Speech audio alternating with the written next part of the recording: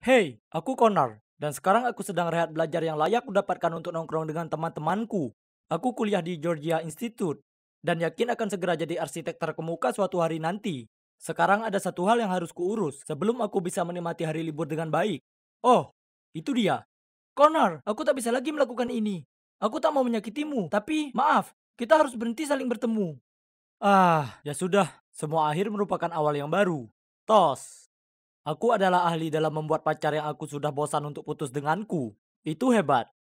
Karena dengan begini tak ada yang menuduhku jahat. Apa yang harus kulakukan sekarang? Dengan enggan, harus kucari tantangan baru setelahnya. Aku minta maaf. Aku baru akan menyerahkan ini. Tak apa. Hanya coba mencari satu makalah lagi. Siapa namamu? Aku Connor. Hai. Matanya yang berbinar, rambutnya yang mengkilap, tangannya yang lembut. Tapi kenapa tiba-tiba ada anak culun menarikku menjauh dari gadis seksi itu dan menuju pojok ruangan? Sebelum aku sempat bertanya padanya apa yang terjadi, dia mulai melambaikan foto cewek ini di depan wajahku. Jadi cowok ini bernama Patrick, dan cewek di foto itu Peg, pacarnya. Orang tua mereka berdua adalah orang berpengaruh dan mengatur seluruh pertunangan mereka. Terdengar hebat, ya kan? Maksudku, dia itu cukup cantik, tapi tidak. Dia ingin aku mencari cara supaya Pike putus dengannya. Aku sudah dengar banyak tentangmu, dan aku butuh bantuanmu. Aku tidak bisa lakukan ini sendiri. Hahaha. Hah? Tentu aku paham. Pria sejati tak akan jadi orang pertama yang minta putus. Aku mungkin bisa membantumu, tapi pertama-tama, mari kita lihat orang seperti apa dia. Perbincangan mulai makin serius. Dari kedengarannya, si Pike ini adalah orang yang tulus dan baik hati, dengan sisi yang rapuh.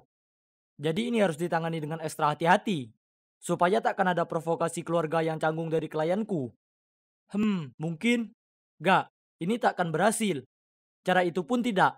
Aku sudah hampir menyerah, saat tiba-tiba Patrick menumpukan segebok uang, sekitar $1.000 di atas meja. Bantu aku, maka itu semua milikmu. Wah, itu uang yang sangat besar buatku.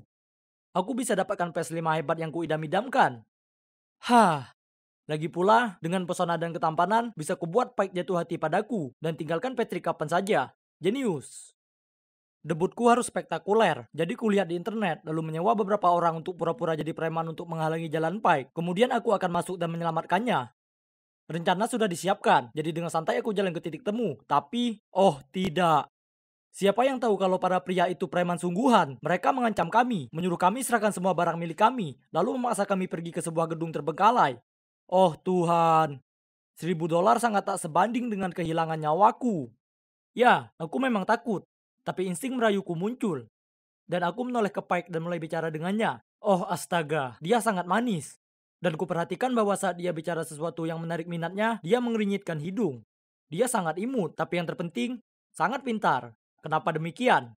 Karena hanya sejam kemudian, polisi muncul dan menangkap para preman itu. Ternyata, sebelum Pike serahkan barangnya, dengan cepat dikirimnya nomor plat berandal itu ke seorang teman dan menyuruhnya hubungi polisi. Dan untung bagiku, berkat pertemuan takdir ini, aku dapat sedikit informasi tentangnya dan tahu kalau Pike sedang berencana belajar bahasa Spanyol untuk kuliah jurusan pariwisata di sana. Tapi ada satu hal yang lebih penting, yaitu, kurasa, aku naksir padanya. Dia tak seperti cewek kebanyakan yang kutemui sebelumnya. Aku ingin memenangkan hatinya, sungguh, bukan hanya karena rencana tersebut. Itu yang terbaik untuk kedua belah pihak. Patrick akan bebas dari Pike sesuai permintaan. Tapi Pike tak akan berakhir bertepuk sebelah tangan, karena dia akan punya pacar baru yang tampan di sisinya. Yap, itu aku, hahaha. Hanya ada satu masalah. Di semua keributan hari itu, aku lupa minta Pike nomor teleponnya. Ups, aku harus minta Patrick untuk itu, dan kemudian mengirim pesan padanya, tapi sayangnya tak kuterima balasan apapun. Aku harus pandai soal ini, jadi kuputuskan untuk pura-pura jadi tutor bahasa Spanyol. Ya, aku tak bisa bahasa Spanyol, tapi dengan pesonaku, itu bukan masalah, ya kan? Kuciptakan profil mentereng dan kusuruh Patrick berpura-pura browsing dan tak sengaja menemukanku. Lalu menunjukkannya ke Pike. Dan, ting, hola, yo soy Profesor Connor. Tapi tunggu, ampun.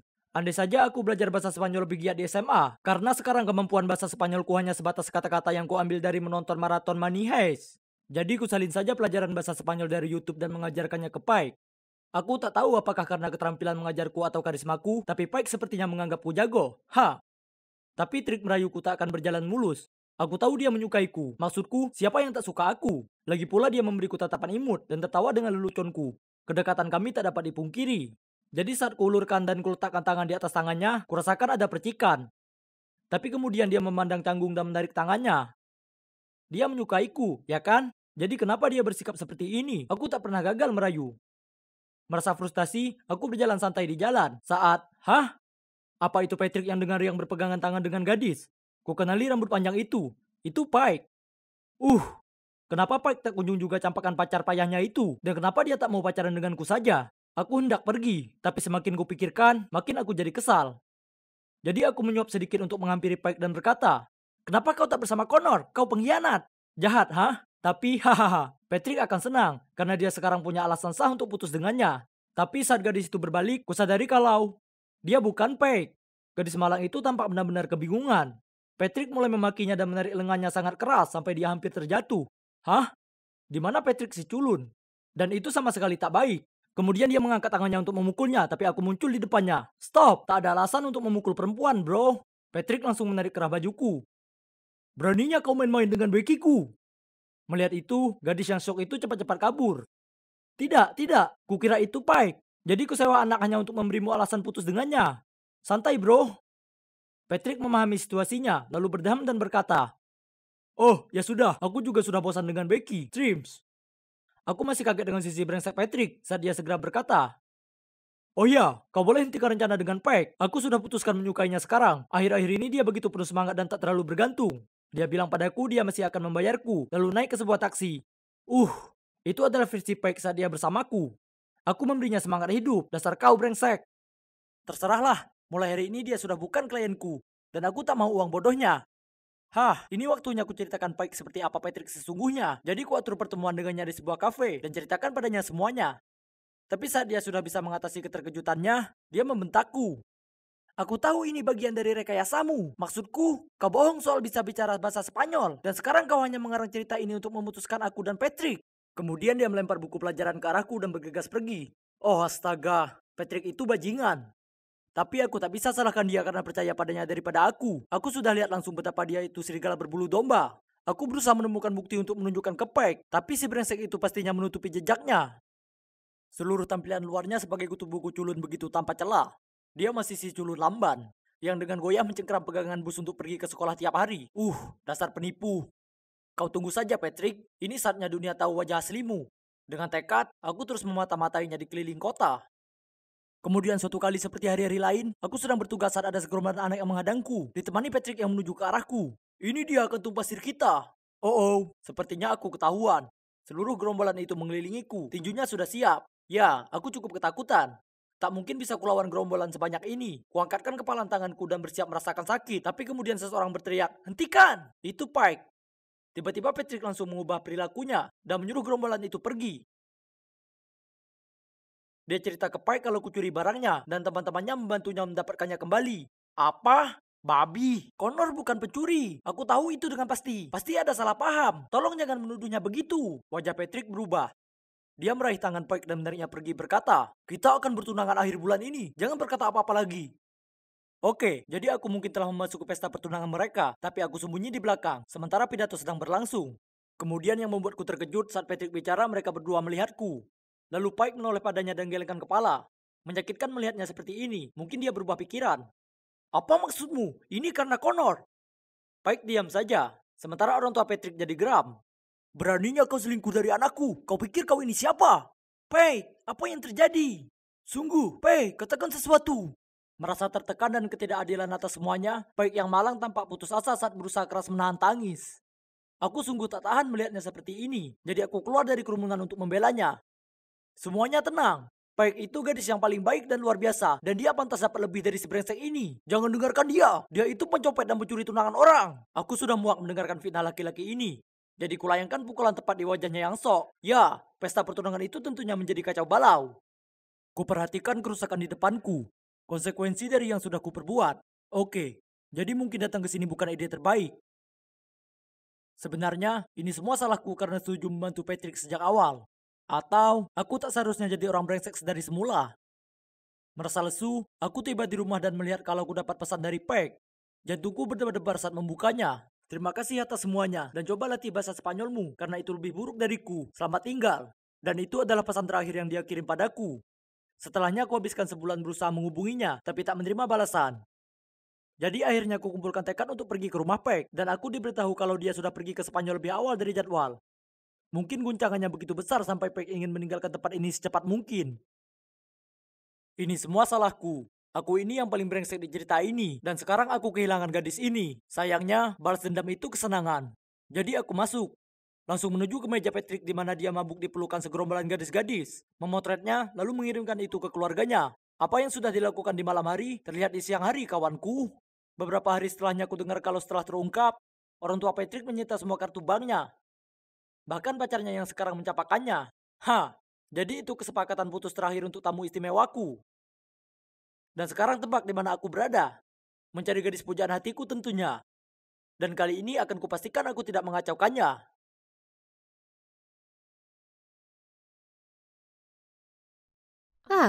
Ini dia. Terima kasih Tuhan, akhirnya kutemukan juga. Cosmic Jazz? Siapa Jazz? Aku Jen.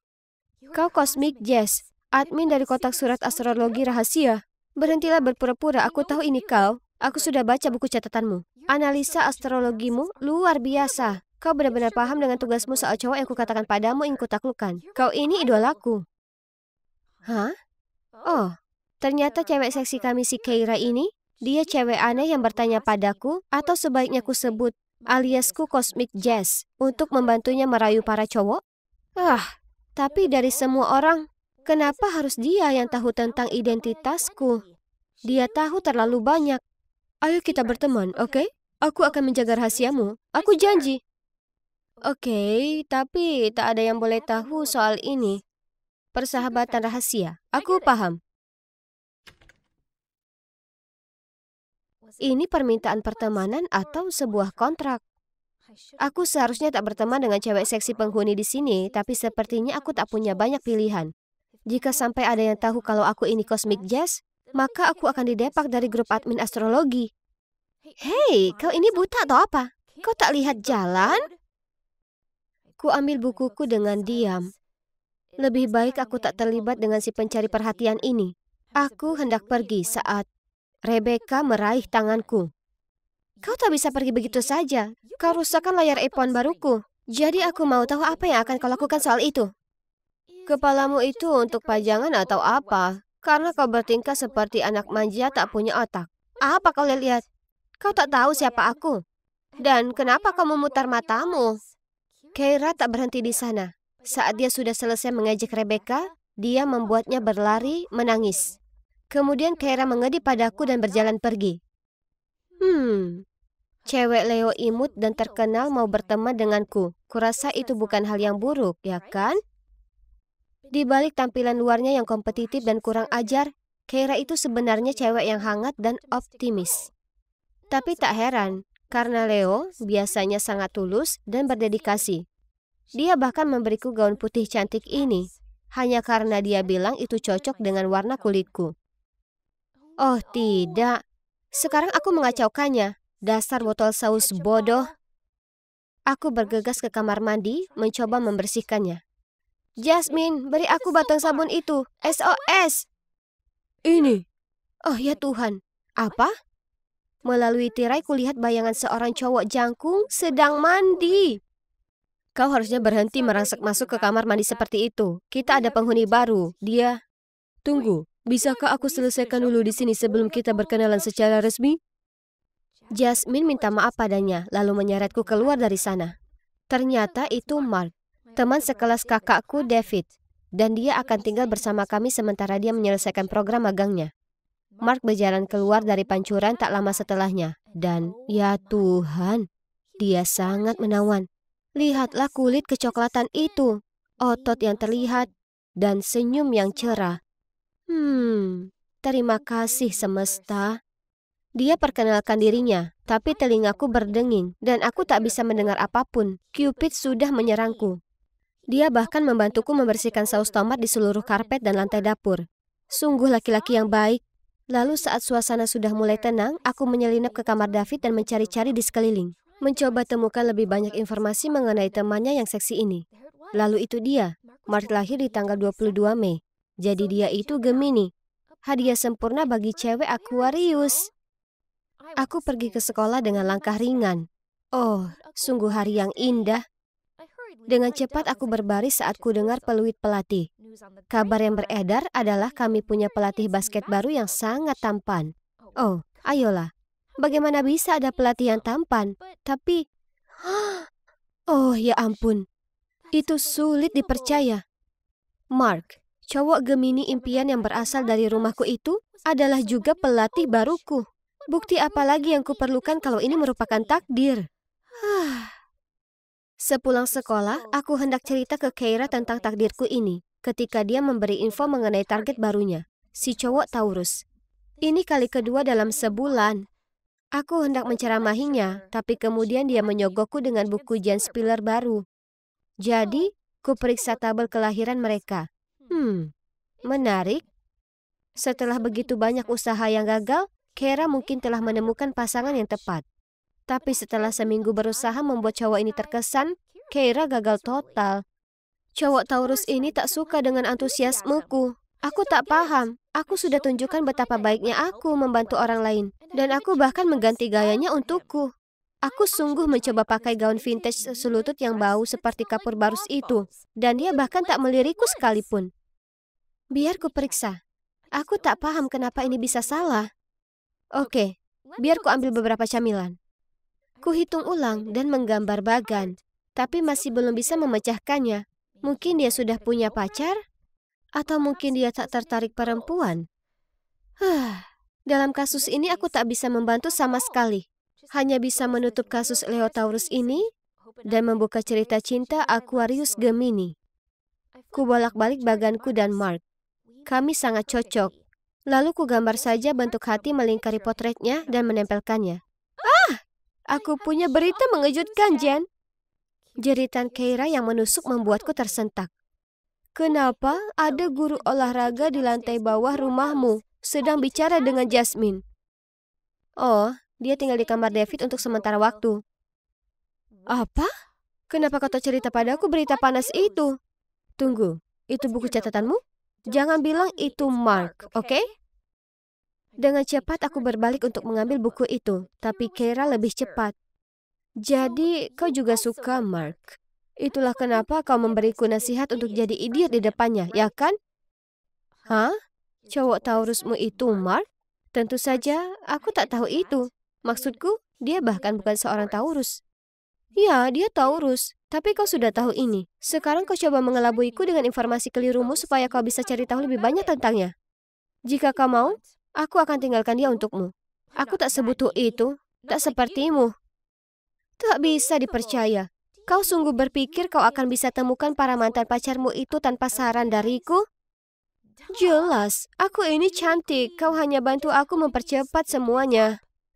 Cantik tapi membosankan. Kepribadian yang memenangkan hati para cowok itu aku yang membentuk. Itu bukan kau yang sebenarnya. Membosankan?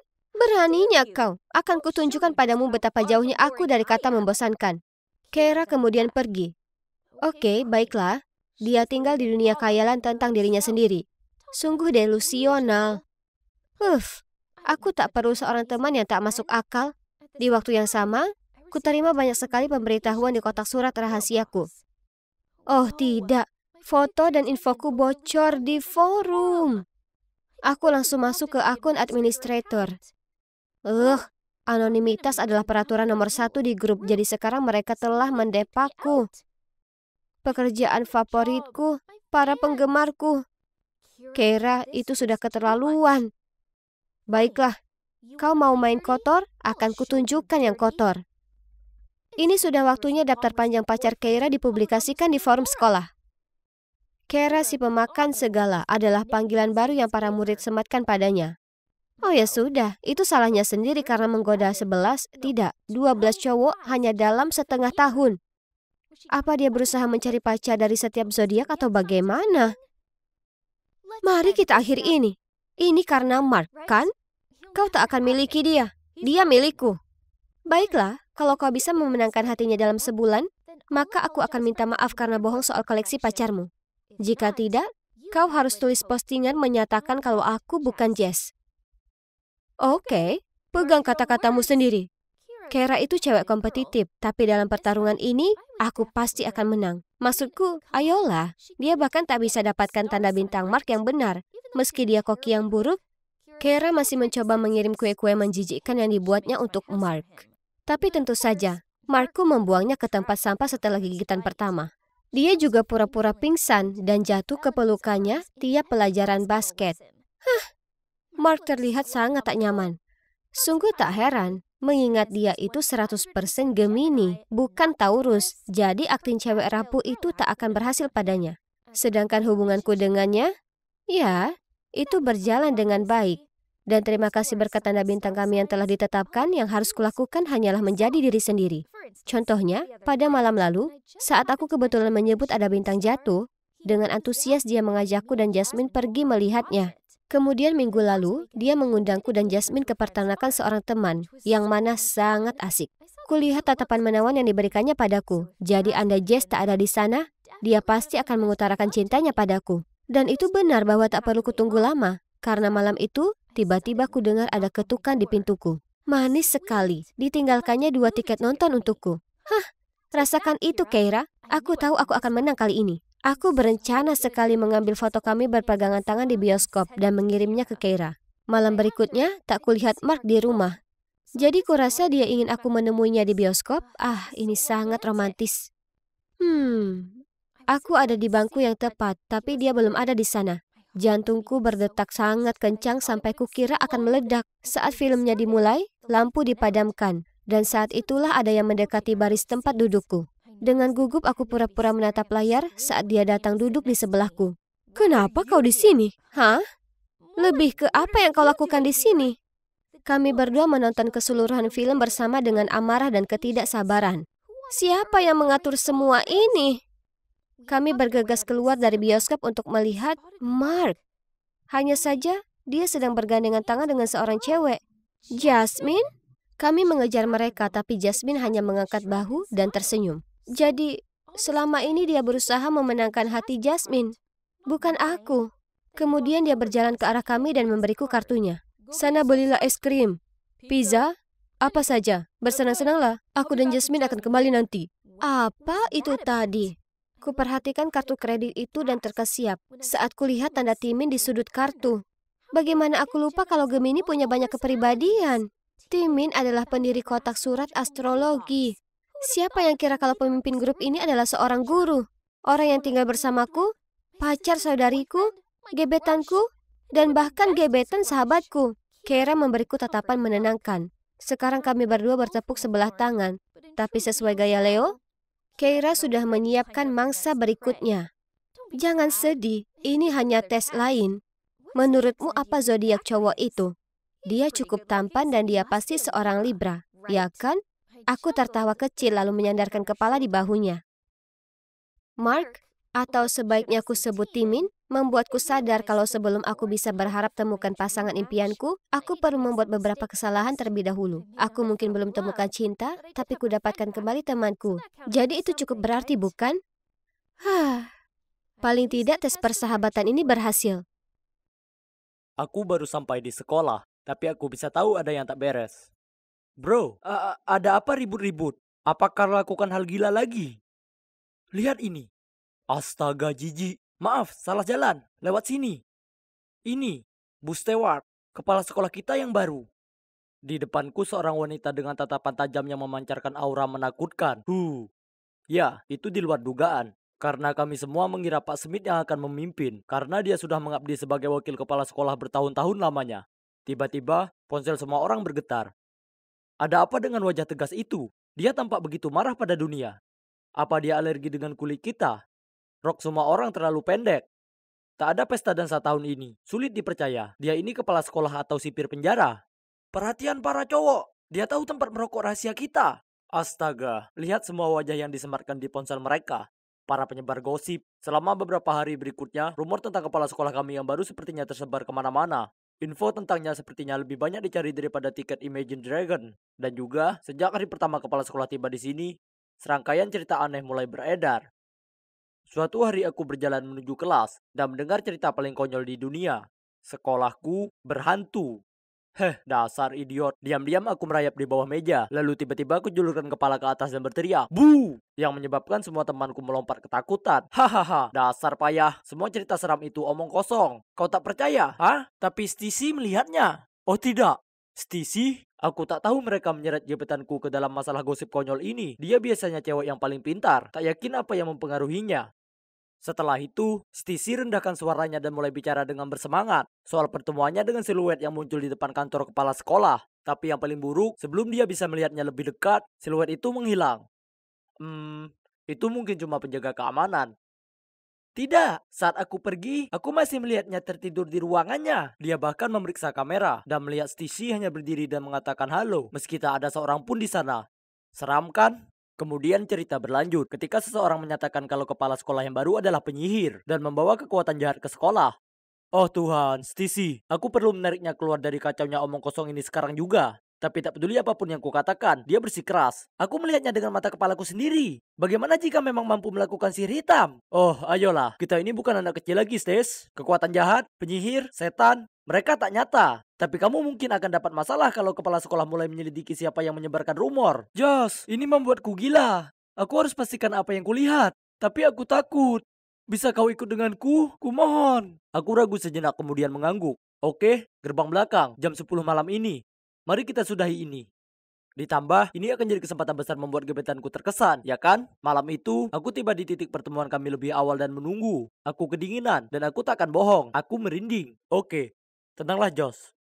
Hantu itu cuma tipu daya pikiran, dan ini waktunya tunjukkan pada pacar masa depanku betapa tangguhnya aku. Saat aku terhanyut dalam lamunan, ada tangan yang tiba-tiba menyentuh bahuku. Yesus, Stacy, kau tahu jam berapa ini? Oh maaf, aku agak terlambat. Apa aku menakutimu? Tentu saja tidak. Mari masuk dan selesaikan obsesimu ini. Tapi, bagaimana caranya kita masuk ke dalam? Stacy menunjukkan lubang besar di pagar sekolah yang tersembunyi di dekat semak-semak. Kami lalu dengan hati-hati menyelinap melewatinya dan sukses menghindari petugas keamanan.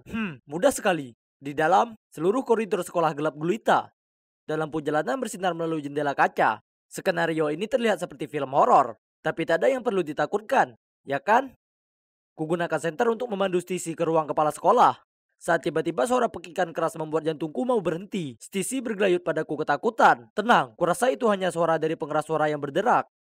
Apa kau takut, Stis? Tidak.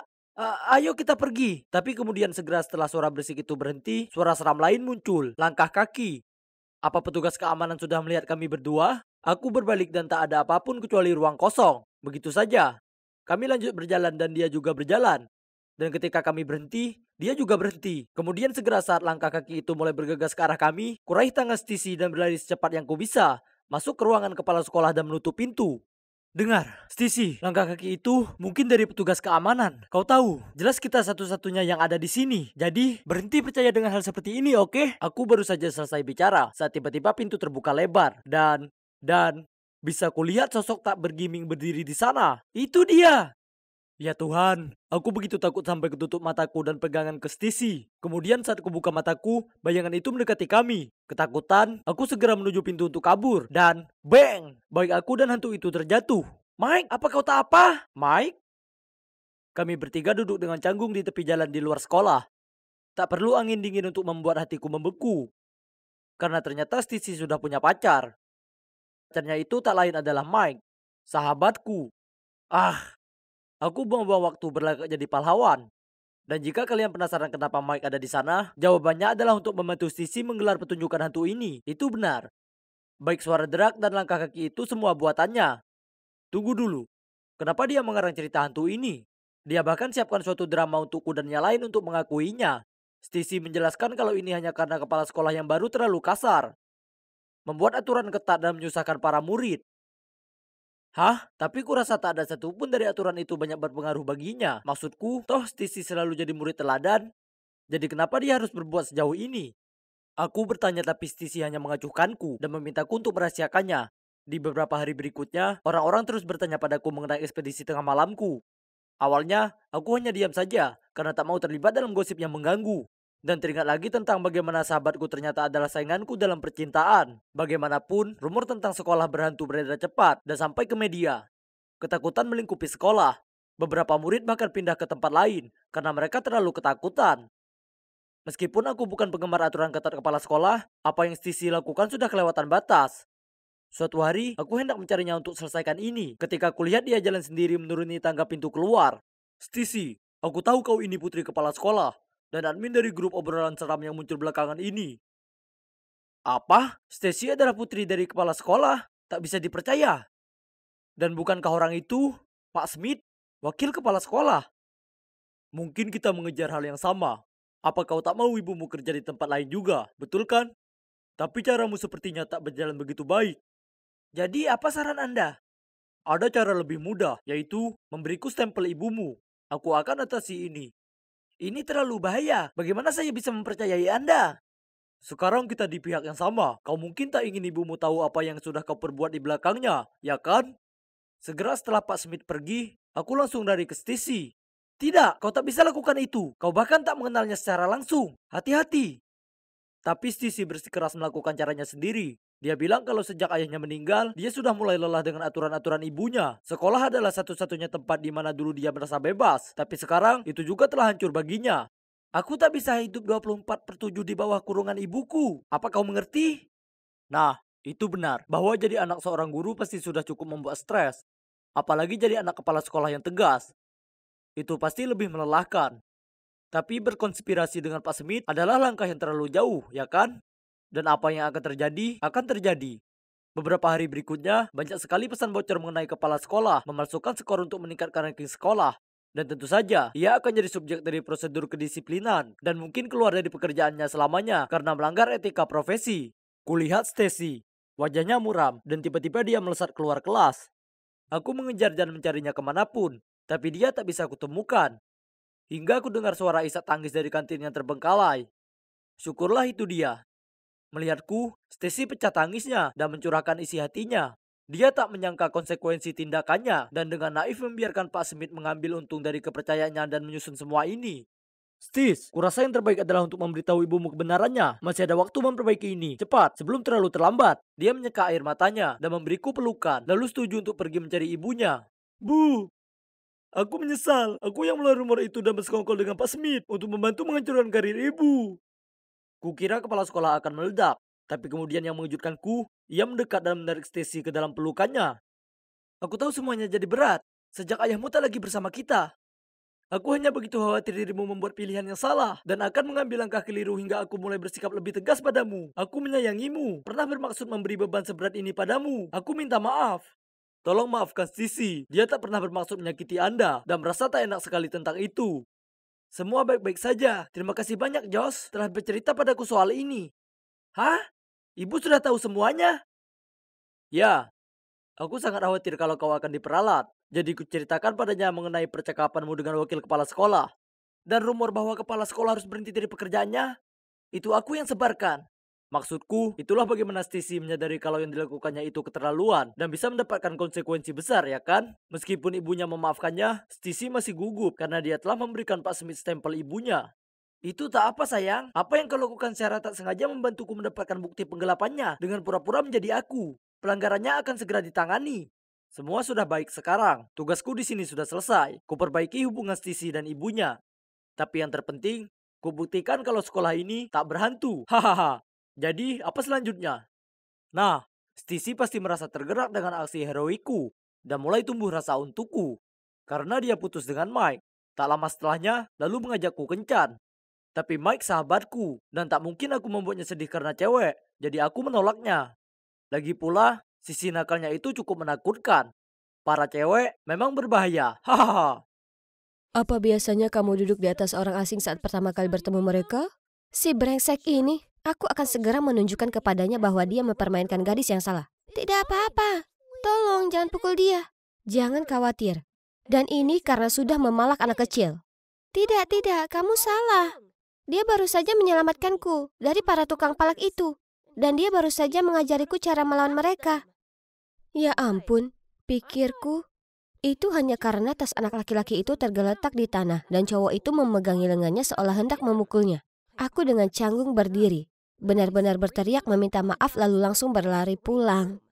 Jadi, seperti yang kalian lihat, rumahku sedikit berbeda dari biasanya. Orang tuaku menjalankan panti jompo, jadi aku tumbuh dikelilingi oleh para lansia. Kamu pasti sangat malu sehingga meninggalkan dia terbaring di sana dan melarikan diri.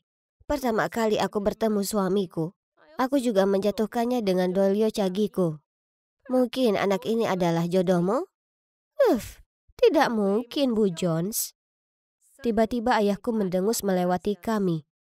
Oh tidak, aku tahu tatapan itu. Ada sesuatu yang buruk.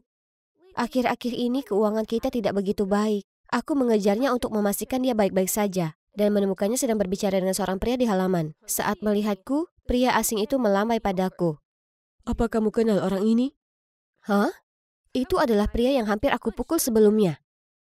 Benar, orang yang hampir kamu buat pingsan adalah anakku. Aku melihat semuanya, jadi aku mengikutimu ke sini. Dia bergaul dengan kelompok yang buruk dan kehilangan fokus pada studinya. Aku mau kamu mengarahkannya ke arah yang benar. Aku tidak mau menjadi babysitter. Maafkan aku. Sayang sekali panti jompo ini, kan? Sepertinya itu harus segera ditutup. Meski begitu, jika dibutuhkan, aku tidak keberatan menjadi sponsor utama. Hah? Ini gila. Jadi, yang perlu kulakukan hanyalah mengawasi putranya dan semua masalah panti jompo akan terselesaikan? Ayah bilang aku tidak perlu melakukannya jika aku tidak mau. Tapi bagaimana aku bisa mengatakan tidak? Oke, aku akan melakukannya. Jadi, aku akan pindah ke sekolah mana? Astaga, semuanya di sini sangat berkilau. Tapi jika aku punya pilihan, ini akan menjadi sekolah terakhir di kota ini yang ingin aku hadiri. Aku memasuki ruang kelas dan berjalan ke satu-satunya kursi kosong yang kebetulan ada di belakang. Aku hendak duduk, lalu... Beberapa cowok menarik kursi ke samping dan membuatku terjatuh. Sebuah tangan tampak menarikku ke atas. Tetapi ketika aku hendak meraihnya, tangan itu segera menariknya kembali. Membuatku duduk di sana dengan rasa malu. Sementara semua orang menertawakanku. Ups, maaf. Kurasa sebaiknya aku hanya membantu saat diminta, kan? Itu Black. Aku langsung memasang kembali wajah dinginku. Duduk dan memakai headphone. Berpura-pura seperti aku tidak mendengar komentar dari siswa lain tentang penampilanku yang sederhana. Cewek ini sepertinya menarik. Biasa, 1 juta jika kamu bisa memenangkan hatinya dalam sebulan. Setuju? Black melirik ke arahku dan mencibir pria itu. Gampang, sepakat. Jadi begitulah yang akan terjadi, bukan? Untungnya, aku belum menyalakan musik. Itulah sebabnya aku mendengar keseluruhan percakapan. Biarkan aku membantumu mendapatkan uang saku tambahan, Black. Dan tidak butuh waktu lama baginya untuk mulai melaksanakan rencananya. Saat makan siang, dia dengan antusias mengajakku ke kantin, membimbingku mencari makanan, dan bahkan meminta petugas makan siang untuk membelikanku porsi yogurt tambahan. Usaha yang bagus. Aku sedang mencoba menikmati makan siangku ketika sebuah suara melengking terdengar. Bangun dan ambilkan aku makanan. Aku ingin cupcake seperti milikmu. Sekarang. Astaga. Kenapa beberapa cewek berpikir tidak apa-apa memperlakukan pria seperti ini? Karena frustrasi, aku pergi ke sana, mengambil kue dari nampan anak cowok itu, dan memasukkannya ke dalam mulutnya. Nah, bahagia sekarang? Kasihan sekali. Lenganmu pasti patah sangat parah sampai kamu tidak bisa mengambil makanan sendiri. Biar aku yang bantu. Sama-sama. Apa kamu gila? Kamu sudah mati hari ini. Dia mengangkat tangannya hendak menamparku, tapi aku segera menghindar hingga menyebabkan dia jatuh ke tanah. Sedangkan aku dengan tenang duduk di sebelah cowok itu dan makan siang. Maaf karena menyia-nyiakan kuenya. Kamu bisa memakan yogurtku kalau kamu mau. Dia Kai, teman pertamaku di sekolah baru ini. Dia cerdas, pintar, dan memiliki catatan akademis yang sangat mengesankan. Dia sebenarnya ada di sini karena beasiswa, yang menjelaskan kenapa dia tidak cocok dengan lingkungan sekitar, sama sepertiku. Aku perhatikan bagaimana Black tampak agak kesal dan terus menatapku. Aku yakin dia muak digoda oleh teman-temannya. Karena aku benar-benar mengabaikannya. Oh, tapi dia tidak menyerah begitu saja. Keesokan paginya, dia muncul di rumahku untuk menjemputku. Tapi, aku lebih suka berlari 2 putaran di halaman sekolah karena terlambat daripada berbagi tumpangan denganmu. Lalu di sekolah, dia membuatku tersandung dan kemudian mengulurkan tangannya berpura-pura membantu. Tapi, antara kamu dan lantai, aku lebih pilih lantai. Dia bahkan menungguku di gerbang sekolah dengan karangan bunga mawar yang besar. Tapi aku hanya melihatnya sekali, lalu mulai terbatuk-batuk. Apa kamu alergi bunga?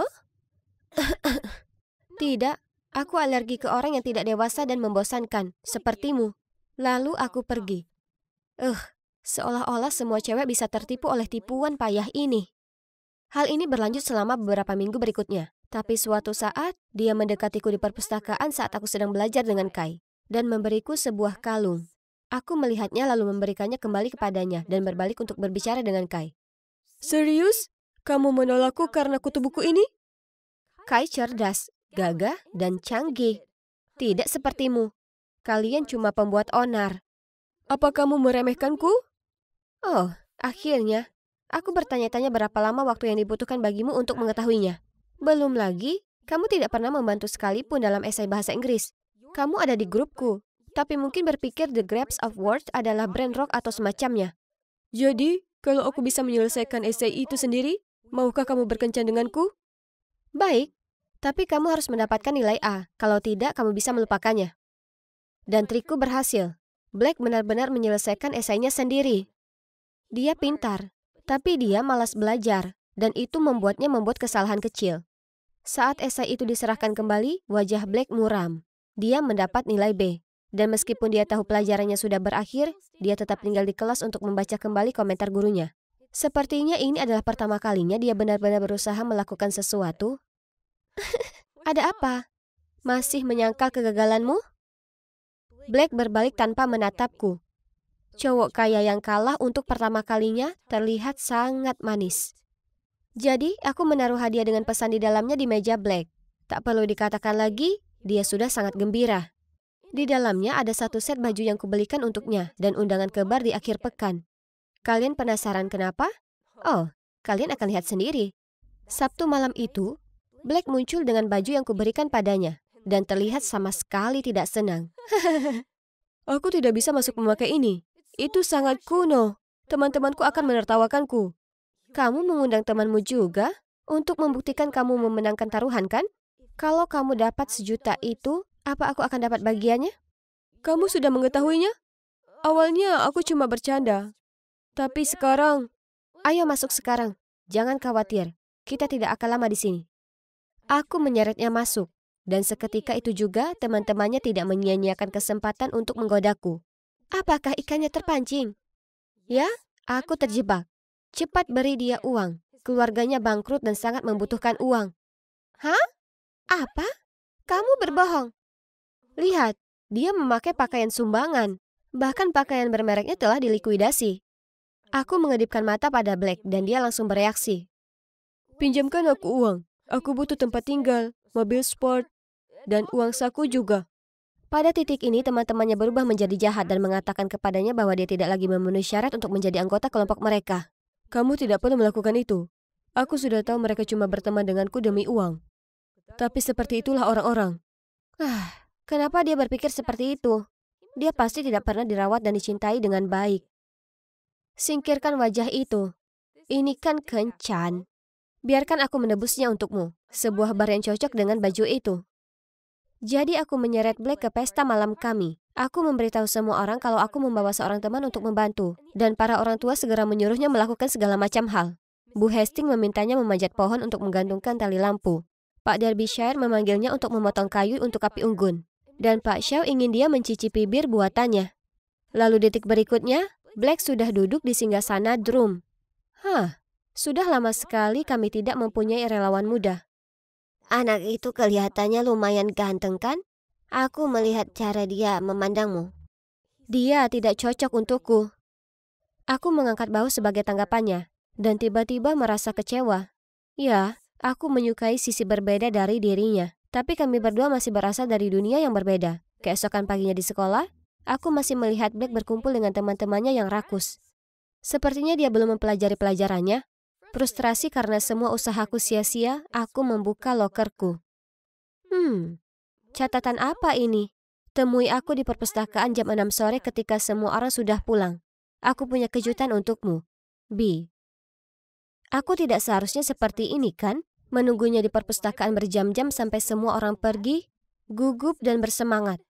Namun begitu orang terakhir pergi, lampu tiba-tiba padam, dan pintu perpustakaan terbanting hingga tertutup.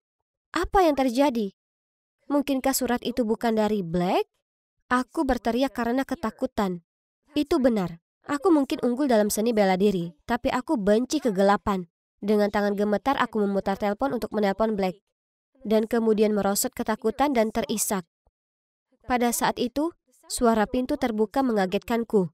Begitu pintu terbuka, aku segera berlari memeluk Blake. Apa kamu baik-baik saja? Aku tidak percaya Chloe melakukan ini. Sudah kubilang jangan mendekati mereka. Hah? Ini bukan suara Blake. Freya, kamu baik-baik saja? Ya Tuhan, Kayla yang membuka pintu untuk menyelamatkanku. Tapi kupikir, aku segera melepaskannya, lalu lari karena malu. Aneh, saat aku dalam bahaya, orang pertama yang terlintas di benakku adalah Blake. Mungkinkah aku sangat menyukainya? Saat itu telepon berdering. Itu ayahku. Bu Jones menderita serangan jantung dan memerlukan operasi segera. Tapi biaya operasinya mahal sekali. Dari mana kami dapat uang sebanyak itu? Ah iya, ayah Blake. Jadi aku menelponnya. Halo, apakah ini Tuan Morris? Blake berhenti berkumpul dengan teman-temannya dan mengerjakan pekerjaan rumahnya. Aku sangat membutuhkan uang sekarang. Tolong, ini mendesak. Apa kamu mengajakku kencan karena uang dari ayahku? Ya Tuhan, sepertinya Blake mendengar semua percakapan. Aku... Jadi, aku cuma alat penghasil uangmu dan selama ini kamu melatihku sebagai hewan peliharaanmu? Tidak seperti itu. Kita bicara lagi nanti. Tidak ada waktu untuk pemikiran egoismu sekarang. Aku harus pergi. Aku berlari gila-gilaan ke rumah sakit. Orang tuaku putus asa dan uang belum juga sampai. Jadi aku menelpon Pak Morris sekali lagi. Kamu bilang Blake sudah berubah. Jika seperti ini, lalu kenapa dia didenda karena ngebut dan melawan polisi? Jangan pernah menelponku lagi. Jangan khawatir pria. Aku akan menjual tanah panti jompo untuk merawat Bu Jones. Semua orang setuju untuk pindah ke panti jompo milik pemerintah. Kami menjual rumah kami, dan sekarang kami tinggal bersama Bu Jones di kota baru. Dia jauh lebih baik sekarang. Tetapi aku merindukan para lansia lainnya. Juga, aku merindukan Blake. Aku masih tetap berhubungan dengan Kai, dan dia memberitahuku kalau Blake bersekolah di sekolah militer seperti yang diinginkan ayahnya. Ya, itu sisi tidak terduga darinya. Sebaiknya kamu bicara dengan cowok itu, bukan tentang apa yang kamu lakukan, tetapi akui perasaanmu padanya. Itu akan menyelamatkanmu dari penyesalan di kemudian hari. Lalu dia menepuk pundakku untuk menghiburku. Tapi, aku benar-benar tidak punya keberanian untuk melakukannya. Aku merasa bersalah. Nyonya Jones, kamu punya surat. Freya, lihat. Ini undangan ke konser panti jompo. Ini konser kita, kan? Dengan gemetar aku menerima undangannya. Apa ini? Aku mendorong kursi roda Nyonya Jones ke pintu panti jompo bernama Bunga Matahari. Saat kami masuk, kami semua menangis. Semua orang ada di sana. Ini semua ulah Blake. Dia anak yang sangat baik. Dia menemukan kami dan membangunkan kami panti jompo impian. Kamu dan Freya adalah hadiah kejutan yang kami siapkan untuknya. Tapi begitu dia melihat kalian berdua, dia langsung kabur. Mendengar itu, aku bergegas menuju gerbang. Ada mobil yang melewatiku. Naluriku memberitahu bahwa itu dia. Aku mengejarnya dan berteriak putus asa. Blake, tunggu! Aku menyukaimu! Aku sangat menyukaimu! Namun mobil itu dengan cepat menghilang dari pandangan. Aku terpuruk tak berdaya di jalan. Air mata mengalir di wajahku. Dan aku masih bergumam. Aku benar-benar menyukaimu. Apa yang kamu katakan? Ucapkan lebih keras. Aku berbalik kaget. Itu Blake. Dia memakai seragam militer dan tersenyum padaku dengan penuh kasih sayang.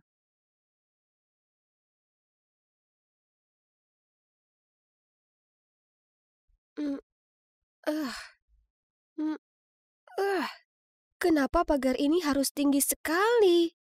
Oh tidak, itu tak terdengar baik. Ini waktunya keluar dari sini. Tapi, sepertinya aku tersangkut. Tiba-tiba penjaga keamanan menyilaukanku dengan senter dan menyuruhku untuk tak bergerak. Aku toh tak bisa. Mereka menarikku turun. Kemudian hal berikutnya yang kutahu, aku didorong ke kursi dan diinterogasi oleh penjaga keamanan. Tapi yang mereka dapat dariku hanya diam. Beberapa menit kemudian, Tuan dan Nyonya Langston muncul. Ya, mereka pasangan kaya yang punya mansion ini. Mereka orang yang kucari. Kurasa aku berhutang penjelasan ke mereka. Aku minta maaf atas gangguan ini, tapi tak seperti yang Anda kira. Kulihat iklan lowongan untuk pelayan, dan aku ingin melamar. Tapi para penjaga bilang aku terlalu muda dan menolak membiarkanku masuk. Masalahnya, ayahku punya kelainan jantung, dan jika ia tak segera menerima perawatan, maka peluangnya ia tak akan selamat. Aku benar-benar tak punya pilihan, jadi kumohon apa bisa kudapatkan pekerjaannya dan juga gaji 6 bulan dibayar di muka? Tepat di saat itu, seorang gadis seumuranku terjatuh di ruangan itu, mengintip ke pasangan Langston, kemudian mulai tertawa. Carla, ini tak bisa diterima. Apa kau tak malu dengan hasil ujian masuk ke Franchise Academy yang buruk? Kau harusnya belajar giat untuk menebus itu, bukan berpesta di jam seperti ini. Si Carla ini hanya memutar mata, lalu dengan goyah jalan keluar. Kuperhatikan Tuan Langston menenangkan istrinya yang sepertinya sangat tertekan dengan perilaku gadis yang tak pengertian itu. Jadi, kalau begitu ini pasti putri mereka. Mereka pastinya menganggap pendidikannya penting. Dan dia daftar ke sekolahku. Itu memberiku ide. Kalian tahu, jika kalian ingin meningkatkan performa akademik Carla, aku bisa membantu kalian. Mereka berdua memberiku pandangan skeptis, jadi kutunjukkan ke mereka catatan akademikku. Dan memberitahu mereka aku ini valediktorian dan sukses dapat beasiswa di Franchise Academy. Mendengar pencapaianku, semua kekhawatiran mereka segera sirna. Dan begitulah, mereka mendapat ide yang beresiko. Mereka akan bayar biaya rumah sakit ayahku hingga ia benar-benar pulih jika kugunakan identitas Carla dan terbang ke Korea Selatan untuk belajar di SMA internasional di sana. Sementara Carla akan ambil posisiku dan daftar di Franchise Academy seperti yang mereka harapkan. Kesepakatan ini kedengarannya seperti jawaban dari doa-doaku, tapi aku tahu ini akan sulit. Pura-pura jadi orang lain di negara yang sungguh berbeda, itu di luar pemahamanku. Jadi aku setuju melakukannya, tapi hanya dengan 2 syarat tambahan. Pertama, harus ada wali yang akan mengurus semua berkasku dan yang lainnya. Kedua, setelah aku menyelesaikan kesepakatan dan kembali, pasangan Langston harus membantuku masuk ke sekolah impianku. Dan itu adalah Universitas GBA, tentu saja. Mereka memikirkannya, kemudian menjabat tanganku tanda setuju. Tampaknya kami sudah sepakat. Tapi hal berikutnya yang kutahu, aku ada di lingkungan elit di Seoul, Korea. Wah, sungguh mewah. Jadi begini rasanya lahir di keluarga kaya raya. Pak Preston mengantarku ke sekolah dan berulang kali memberitahuku untuk tak menarik perhatian. Bla bla bla. Oh, iya. Pak Preston adalah pengacara pasangan Langston dan menurut kontrak, dia juga waliku. Dia tampaknya sangat serius, tapi kurasa dia cukup baik. Wah, sekolah ini tampak sangat modern. Arsitekturnya sendiri adalah sebuah karya seni. Aku berkeliling mengitari koridor yang tak berujung berusaha menemukan kelasku. Semuanya sepertinya terlihat cukup ramah, dan ketua kelas, Min Jun, bahkan memberiku tur keliling. Semua lukisan, foto, dan model yang luar biasa dari para murid dipamerkan di seluruh gedung. Ruang kelas tak terhitung dari aneka subjek berbeda, dari mulai sains hingga seni, membuatku terkesiap kagum. Aku sedang mengagumi sebuah karya seni saat tiba-tiba Min Jun berseru. Maaf, aku harus pergi. Bully mencariku. Hanya beberapa menit saja, jadi tunggu aku di sini, oke? Kemudian dia bergegas pergi. Jadi aku berlama-lama di sekitar aula. Itulah saat kulihat sekelompok cewek-cewek di sekitar. Kusadari salah satunya dari kelasku yang lama. Aku yakin namanya Isabella. Aku hendak jalan mendekat untuk menyapa mereka. Ketika kusadari mereka sedang memojokkan cewek ini dan memainkan ikat kepalanya. Di mana kau dapat benda mengerikan itu?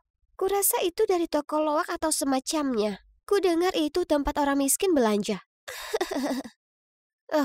Seluruh adegan ini membuatku jijik. Mereka mengucilkan seseorang hanya karena dia tak berasal dari keluarga kaya raya seperti mereka. Aku tahu benar perasaan gadis malang itu. Aku harus membantunya. Tapi aku tak ingin mendapat dukungan dari siapapun dan menarik perhatian ke diriku. Apa yang bisa kulakukan? Aku tahu. Hei, gurunya sudah datang. Akan kuulur waktu untuk kalian. Lari! Rencanaku berhasil. Karena Isabella dan teman-temannya mengangguk padaku kemudian segera pergi. Kemudian aku mendatangi cewek itu dan bertanya apa dia baik-baik saja. Menjauh dariku. Dia mengusirku lalu kemudian berlari pergi. Hah?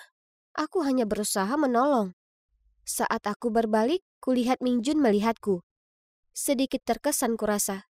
Dia memberitahuku kalau murid di sini dibagi menjadi dua golongan, 90% kaya dan sisanya yang 10% adalah anak miskin yang masuk dengan beasiswa. Kebanyakan murid cukup ramah satu sama lain. Ya, kecuali mereka yang baru kusaksikan. Isabella adalah bagian dari anak orang kaya yang mengira bahwa latar belakang mereka membuat mereka lebih unggul dari yang lainnya. Dia sering jahat ke kelompok 10% itu, karena dia percaya mereka tak pantas berada di sini. Dan seperti yang kau bisa tebak, cewek itu kesal. Namanya Suzy. Dia dalam kelompok 10%, dan dia cewek terpintar di angkatan kami. Omong kosong. Sekolah ya sekolah. Kita di sini untuk belajar dan seharusnya semua diperlakukan sama. Terlalu benar cewek baru. Aku tahu ada yang berbeda tentangmu. Hari berikutnya saat kelas berakhir, Isabella menepuk bahuku dan berterima kasih karena peringatan tadi. Lalu dia mengajakku bergabung ke kelompoknya untuk makan siang. Aku hendak menolaknya dengan sopan saat Minjun muncul dan memintaku untuk bergabung dengannya. Phew, terima kasih berkat Minjun, aku punya alasan untuk segera kabur dari lokasi. Namun, aku memang menoleh ke belakang dan melihat Isabella itu memberi tatapan tersinggung. Setelah itu, Minjun dan aku mulai lebih sering nongkrong bareng. Kami segera jadi teman baik, dan kami berdua putuskan bahwa dinamika di sekitar sini perlu diubah. Jadi, kami berencana membantu kelompok 10%. Di suatu makan siang, Isabella dan kelompoknya dengan sengaja menabrak seorang cowok, menyebabkannya menumpahkan makanan ke dirinya sendiri, sementara mereka tertawa dan menunjukinya. Aku segera ke sana, mengambil makanan dan menghantamkannya ke wajah Mingjun. Mingjun langsung paham maksudku. Dia kemudian mengambil segenggam mie dan mengoleskannya ke Isabella. Isyarat kantin pecah jadi perang makanan besar dan berantakan. Di lain waktu, sekolah sedang mempersiapkan festival budaya. Satu cowok dari kelompok 10% punya ide keren untuk membuka stand makanan menyajikan makanan tradisional dari berbagai negara berbeda. Semua orang setuju. Tentu saja, ya, kalian menebaknya, Isabella dan sahabatnya yang sombong. Rakyat jelata, terlalu terbiasa kerja jadi pelayan untuk layani orang lain, hah? Aku mengedip ke Mingjun. Kemudian kami tetap tinggal dan diam-diam menulis nama Isabella dan teman-temannya di daftar peserta lalu mengumpulkannya ke guru. Sekarang, mereka tak punya pilihan lain kecuali menyajikan makanan di festival yang begitu ramai. Bagian paling lucu adalah mereka akhirnya kena batunya saat kelompok 10% itu justru memerintah dan mengeluh. Ratatouille ini terlalu hambar, tambahkan garam lebih banyak. Dan, milk tea ini terlalu manis, buat yang baru dengan lebih sedikit gula. Harus kuakui, kunikmati menyaksikan anak-anak jahat ini menggeliat.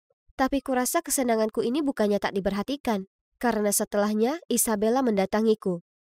Anak jelata itu tak selevel denganmu dan aku. Kusarankan kau lebih memperhatikan dengan siapa kau memilih bergaul. Atau kau bisa berakhir diperlakukan seperti mereka. Terserah. Aku hanya memutar mataku, berjalan pergi darinya, lalu lanjut bergaul dengan teman-temanku kelompok 10%. Isabella dan pengikutnya memberiku tatapan tak senang, tapi karena nama dan kekayaan pasangan Langston, hanya itu yang bisa mereka lakukan. Seperti itulah masa SMA-ku berjalan. Aku punya beberapa teman hebat dan coba tebak.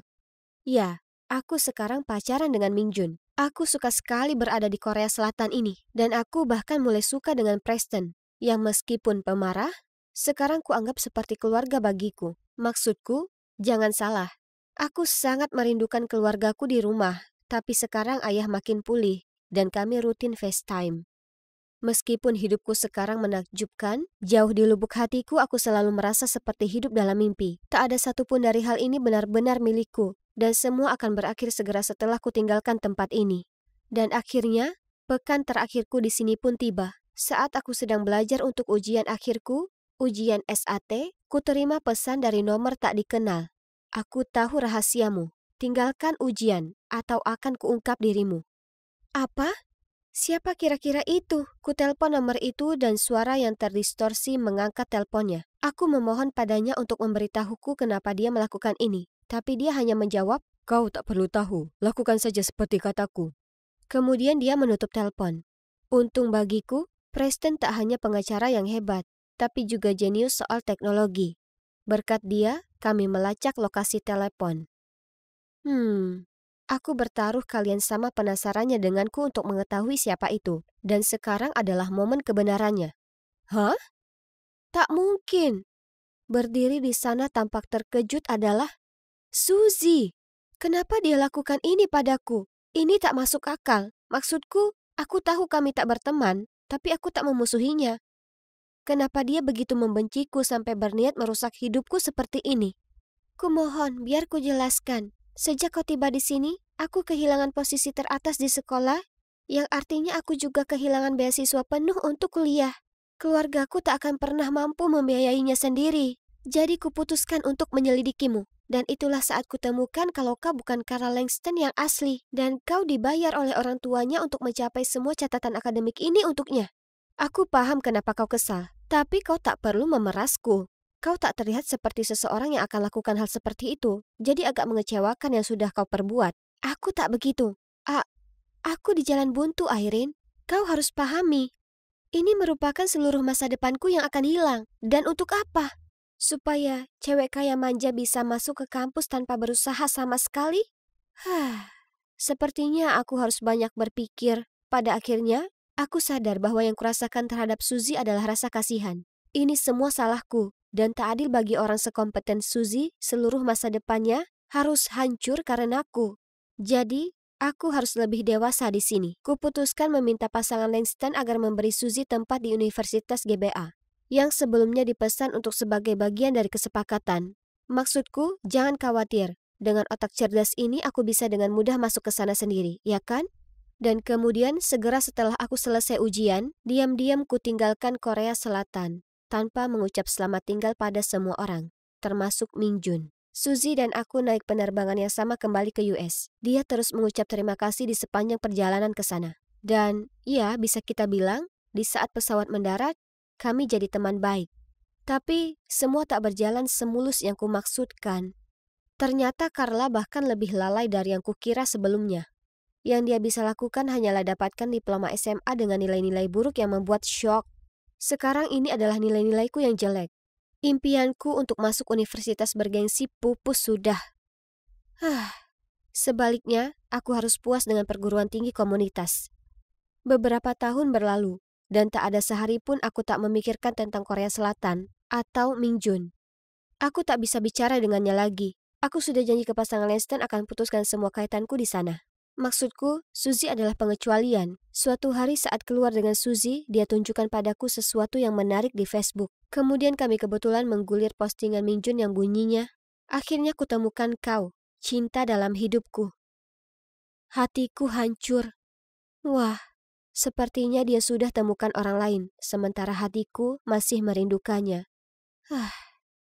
Tapi hidup harus berlanjut, dan seminggu setelahnya, aku sedang menunggu Suzy di luar kampusnya. Menghayalkan ini bisa saja jadi kehidupanku. Kulihat seraut wajah tak asing menuju ke arahku. Itu Mingjun. Tapi tunggu. Dia sama cewek Carla? Tunggu dulu. Postingan Facebooknya itu tentang dia? Cinta dalam hidupnya itu Carla? Aku tak bisa hadapi ini sekarang. Jadi kutahan air mata sambil menarik nafas dalam-dalam lalu berbalik pergi. Tapi tiba-tiba kurasa ada tangan yang menarikku kembali. Itu Mingjun. Ini sungguh dirimu.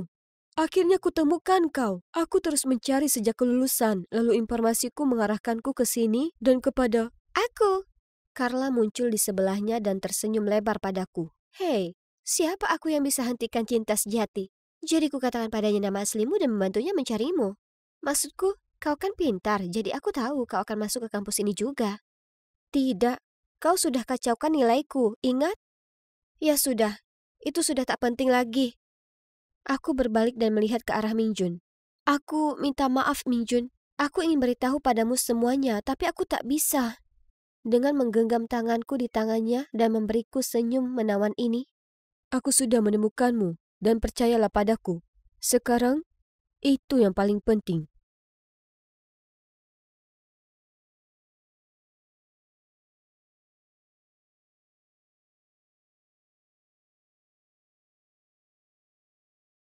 Hai yang di sana, aku Evie dari Georgia. Jadi, aku terlihat seperti gadis remaja biasa, ya kan? Kalian tunggu saja sampai kalian lihat apa yang bisa kulakukan. Anak-anak zaman sekarang sangat kasar dan sulit diatur. Kusalahkan para orang tua, sudah tak ada lagi kedisiplinan. Lihat, mereka bahkan tak hormati kepala sekolah mereka. Tapi tak masalah, aku tahu cara menangani mereka. Begitulah, hanya beberapa kata dan kelas langsung diam. Apa ini Bu Gardner? Wisata itu yang kami nantikan selama berbulan-bulan.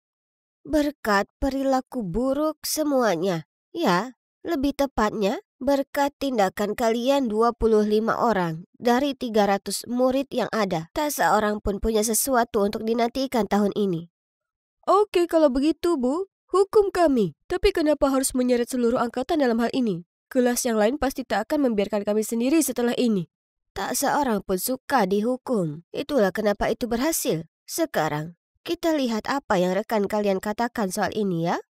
Seluruh kelas bergumam dengan, sungguh tak adil, semena-mena, penyihir jahat. Astaga, anak-anak ini selalu penuh energi. Kembalilah ke tempat duduk kalian dan tulislah permintaan maaf kepada Bu Helen. Serta janji tak akan berperilaku buruk lagi. Kalau tidak... Semua orang dengan enggan duduk. Dan begitulah. Ya Tuhan, siapa kau? Saya, hanya saja. Murid-murid yang sulit diatur ini perlu dapat pelajaran karena sudah membuat Bu Helen begitu kelelahan sampai berakhir di rumah sakit. Jadi kau memutuskan untuk meniruku? Baiklah kalau begitu tolong beritahu ibumu kita akan bicarakan ini di sini besok pagi. Dengan murung aku jalan pulang sepelan mungkin. Segera saat aku jalan melewati pintu, ibu melotot padaku. Ya, ibuku adalah Bu Helen, wali kelas terbaik yang pernah ada. Bagaimanapun, anak-anak di kelasnya membuat hidupnya merana, yang menyebabkan ibu mengalami tekanan darah tinggi dan akhirnya berakhir di rumah sakit. Aku hanya ingin membantunya, tapi sebaliknya, aku hanya berhasil memperburuk keadaan. Hai Bu, aku minta maaf, tapi tak kusesali perbuatanku. Ibu mulai menceramahiku tentang bagaimana keadaan sudah cukup buruk karena ayah pergi, dan murid-muridnya yang membangkang tanpa perlu aku bertindak seperti orang gila. Orang gila? Maksudnya saat dimana aku meniru orang-orang yang kuinginkan? Tapi itulah hobiku. Aku mewarisi hasrat itu dari ayahku, seorang penata rias efek khusus yang terkenal. Perasaan di saat aku sukses berubah jadi seseorang itu luar biasa. Dan itu juga membantuku merasa terhubung dengan ayahku, meski aku belum bertemu dengannya sejak sekian lama. Ini semua bermula saat aku usia 13 tahun, dan ayah membantuku dandan menjadi idola favoritku di festival sekolah. Ayah mengajariku bagaimana menganalisa karakter dan mempraktekkan penyamaran. Eyeliner tebal, mata smoky, kontur, ditambah pakaian bodycon. Aku terlihat seperti si El dari 2NE1 sungguhan. Teman-temanku suka sekali tampilan baruku, jadi selama beberapa tahun berikutnya, aku menyamar jadi banyak orang. Termasuk Lady Gaga, Avril Lavigne, Miley Cyrus, dan Sia. Perasaan bahwa bakat make-upku dikagumi dan dinanti-nantikan, sungguh membuat ketagihan. Hei, apa kali ini Billie Eilish? Kenapa bukan Taylor Swift? Aku sangat menyukainya. Aku selalu melakukan apapun yang ku mau, dan selalu persis jadi siapa aku. Wah, kau persis sekali. Kau ini shape-shifter atau apa? Tak perlu diragukan. Sekali aku meniru seseorang, kupastikan kutiru gerak-gerik dan tingkah laku mereka dengan benar. Bakatku tak berhenti pada makeup yang luar biasa. Aku berusaha mengumpulkan barang-barang dari lokerku saat segerombolan murid melewatiku dan hampir membuatku terjatuh. Hah? Siapa cowok asing dan cukup tampan yang mereka kejar itu? Lihat betapa sombongnya dia. Apa dia pikir dia itu Donald Trump atau siapa? Itu Sander. Dia baru pindah ke sini. Oh ya, pelankan suaramu. Kau tak mau membuat para penggemarnya kesal.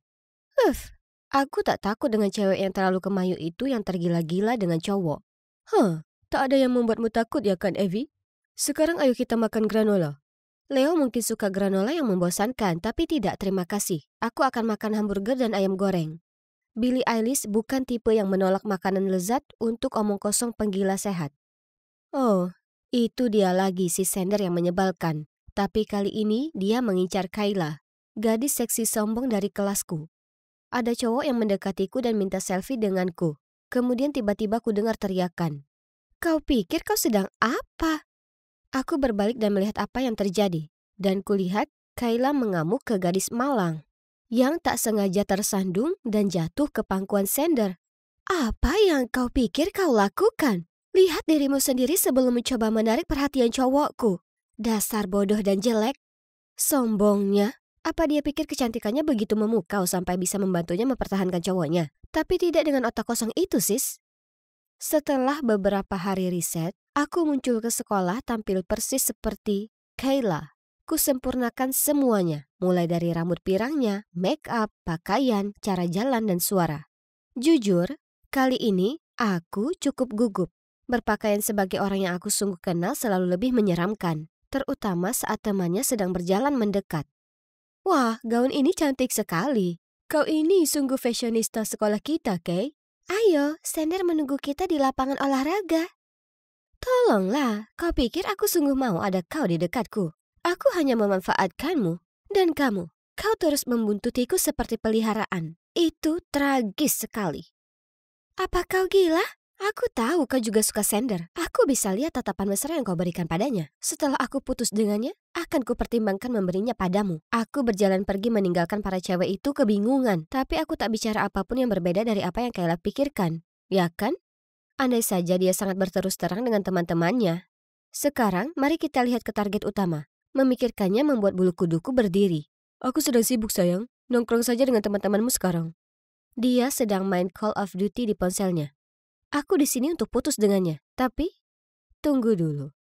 Cowok ini jago. Aku mau mencoba. Sejak kapan kau tahu cara memainkan permainan ini? Dia terlihat agak terharu saat aku menunjukkan minat. Oke, aku akan tunggu sampai ini selesai. Lalu kemudian, kita pisah. Ku cari Leo, tapi dia bahkan tak mengenaliku. Kasihan dia sudah mencari Billie Eilish sejak pagi. Sementara Leo mengeluh, dengan cepat dia membantuku menghapus makeupku, supaya aku bisa kembali terlihat sepertiku sebelum ada yang menduga apa yang baru saja kulakukan. Mulai dari hari itu, teman-teman Kayla menjauhinya. Jadi dia hanya bisa nempel ke Sander. Dan menurutku, dia tampak lelah dengan cewek yang nempel terus ini. Sekarang bahkan penampilannya membuatnya bosan, Waktunya tiba. Ku pakai makeup sebagai Kayla lagi dan mencarinya. Aku mau tas ini. Jangan coba-coba menipuku dengan yang palsu. Oke, terserah maumu. Aku mau kau berhenti main COD. Dengan begitu kau bisa terus berada di sisiku. Oke, akan kuikuti kau sepanjang hari. Aku ingin mengadakan pesta dan mengundang seisi sekolah. Tugasmu mengumpulkan semua orang agar mengurumuniku seperti yang dulu. Jika kau tak bisa lakukan itu, kita putus. Deal. Tapi, kulihat semua orang menyukaimu. Betul kan, Evie? Oh, sial. Apa dia sudah menyadari ini aku? Tapi sejak kapan? Aku harus mengakui bakatmu. Andai saja kau tak tampilkan pesonamu, kau tak akan ketahuan. Ya, Kayla memang terlihat seperti lukisan, tapi tampak membosankan dibandingkan denganmu. Matamu sungguh jeli, tapi kau tak jauh beda dengan dia. Bu Helen itu ibumu, kan? Jangan kaget, aku ini pengamat yang lebih baik dari perkiraanmu, sama sepertimu. Aku tahu kalau Kayla adalah pemicu keributan di kelas yang membuat ibumu dilarikan ke rumah sakit. Aku sudah minta maaf pada ibumu atas perilaku Kayla. Dan jika kau ingin tahu kenapa aku lakukan itu karena aku naksir sekali padamu. Oh ya Tuhan, aku tak menyangka semua jadi seperti ini. Tapi, oke. Ku anggap itu tamparan keras untuk Kayla demi ibuku. Aku setuju untuk kencan dengannya. Keesokan harinya, aku muncul lagi di sekolah sebagai Ariana Grande, hanya karena aku ingin. Tapi kali ini aku juga memainkan peran lain, pacar Sander. Seperti biasa, tiap kali aku berdandan sebagai karakter baru, semua mata memandangku. Tapi kali ini lebih epik dari ketika aku jalan berdampingan dengan cowok paling seksi di sekolah. Saat Leo melihat aku sedang bersama Sander, dia memutar matanya padaku lalu berjalan pergi. Kemudian Kayla berjalan di tikungan, melihat kami bersama dan mulai berteriak padaku. Beraninya kau curi cowokku. Kau itu cuma peniru yang menyedihkan. Sander meraih lenganku dan membentaknya. Evie itu kreatif, lebih baik, dan sangat lucu. Aku ingin bersamanya. Aku menyukainya. Wajah Kayla berubah. Kemudian dia menunjuk jarinya di depannya. Teganya kau lakukan ini padaku. Aku akan balas semua ini. Kemudian dia pergi dengan gusar. Sander menatapku dan bertanya apa aku baik-baik saja. Kemudian dia mengundang semua orang ke pesta di rumahnya malam itu untuk merayakan fakta kalau kini aku jadi pacarnya. Apa dia serius? Tapi terserahlah. Tak sopan jika aku berkata tidak, ya kan? Jadi malam itu aku ke pestanya. Yang mengejutkanku, Kayla juga ada di sana. Jadi aku menggoda Sander untuk membuatnya lebih kesal. Kemudian tiba-tiba Sander condong mendekat ke wajahku, yang membuat seluruh tubuhku merasa panas. Apa yang terjadi? Apa dia akan menciumku? Tapi kemudian dia berbisik di telingaku. Kau belum memberitahuku perasaanmu kepadaku. Kau menantikan jawaban ini, ya kan? Tapi sebelum bisa kujawab, Leo muncul entah dari mana, meraih tanganku dan menyeretku keluar dari sana. Apa yang kau lakukan? Akulah yang seharusnya mengajukan pertanyaan itu padamu. Apa yang akan kau katakan? Bahwa aku juga punya perasaan padamu? Semua ini hanya jebakan antara Sander dan Kayla untuk mempermalukanmu. Untung bagimu aku tiba tepat waktu dan mencuri dengar Kayla bicara dengan teman-temannya tentang rencana kotor ini. Apa yang kau bicarakan? Kau pikir aku akan jatuh ke dalam perangkap mereka begitu mudah? Aku sudah tahu trik kotor mereka dan hendak beritahu semua orang betapa brengsek mereka. Tapi kemudian kau muncul dan mengacaukan rencanaku. Aku tak peduli betapa pintar dan sempurna rencanamu. Berapa lama lagi kau akan lanjutkan pertikaian yang melelahkan ini? Mereka pikir hanya karena mereka berdua keren, mereka bisa perlakukan orang lain seperti boneka mereka. Cukup, aku sudah muak. Evie, kau lebih baik dari ini. Aku tak suka dengan versi dirimu yang menuntut balas dendam. Kumohon bisakah kau hentikan saja dan kembali jadi normal? Leo berjalan pergi dengan gusar dan meninggalkanku sendiri di jalan. Aku bergegas pulang dan menghapus makeupku. Kenapa Leo begitu marah padaku? Aku tak lakukan kesalahan. Leo berhati lembut yang kukenal tak pernah marah atau bahkan menentang keinginanku. Dan dia selalu jadi pendukung antusias tiap kali kutiru seseorang. Apa yang merasukinya? Aku terus menelponnya tapi Leo mematikan ponsel. Aku merasa begitu kesepian, ini sungguh buruk. Kemudian ku dengar ada yang mengetuk pintu. Ibu mengintip dari baliknya. Melihatku sedih, ia datang dan memelukku. Aku senang ada ibu yang menenangkanku, jadi akhirnya ku ceritakan semua padanya. Sepertinya Leo hanya cemas denganmu. Sedangkan untuk Sander dan Kayla, mereka tak pantas dapatkan waktu dan tenagamu. Jangan jadi orang yang bukan dirimu hanya untuk balas dendam ke orang yang tak pantas mendapatkanmu. Tapi, tiba-tiba, ku dengar gemerisik di luar jendela kamarku. Kemudian Leo menjulurkan kepalanya melaluinya. Kalau kau tak lelah, teruslah meniru. Kau terus membuntutiku seperti peliharaan. Pergi dan jalani kehidupanmu sendiri. Aku dan ibu tertawa berdua dengannya. Kemudian ku peluk Leo dan katakan padanya aku menyesal. Benar, bahwa pura-pura jadi orang lain itu melelahkan. Dan aku harus akui, aku salah menggunakan nama Kayla untuk menyabotase hubungannya. Besok aku akan mencarinya lalu minta maaf. Meskipun aku tak ingin, tapi aku harus cari cara untuk mengakhiri semua ini dengan damai. Kemudian, aku bisa fokus jadi diri sendiri sementara waktu, tanpa ada drama apapun.